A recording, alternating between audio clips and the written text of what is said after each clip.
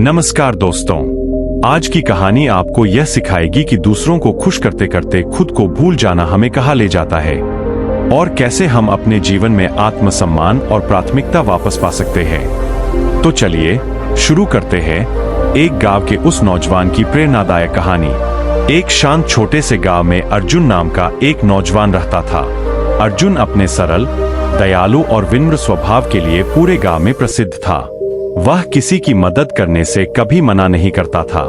कभी किसी के खेत में हाथ बटाता तो कभी किसी जरूरतमंद को अपने पैसे दे देता। लोग उसे बहुत अच्छा इंसान कहते थे, लेकिन धीरे धीरे अर्जुन को एहसास होने लगा कि लोग उसके इस स्वभाव का फायदा उठा रहे हैं। सब उसके पास काम के समय आते, लेकिन उसके अपने काम या भावनाओं के लिए कभी कोई नहीं रुकता।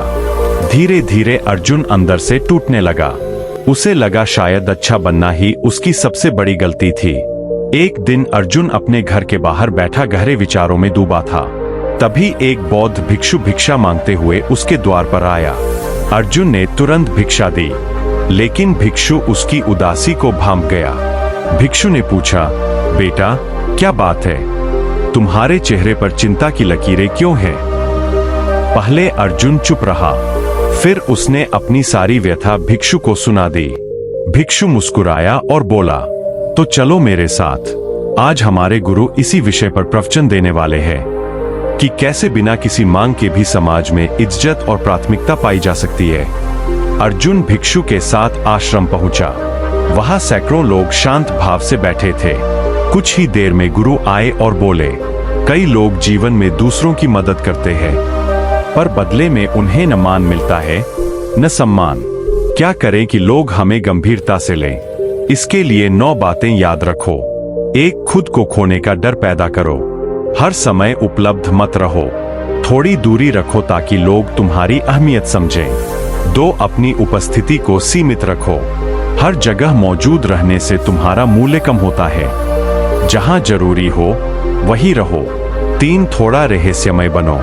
लोग उन लोगों को ज्यादा आकर्षक पाते हैं जिनके बारे में सब कुछ नहीं जानते। 4, लोगों को खुद पर निवेश करने दो। उन्हें तुम्हारे लिए मेहनत करने दो।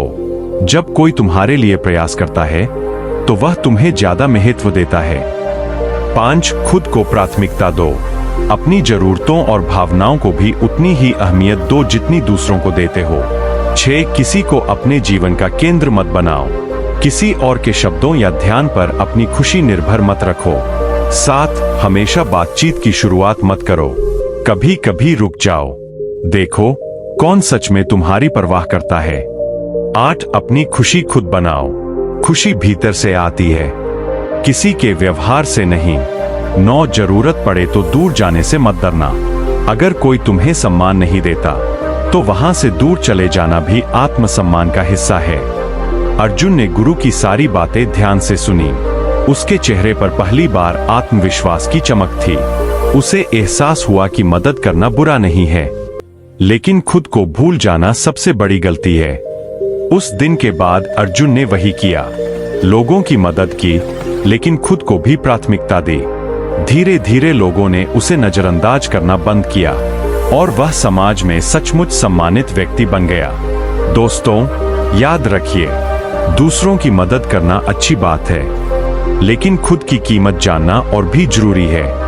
अगर आपको यह कहानी पसंद आई हो तो लाइक, शेयर और सब्सक्राइब जरूर करें।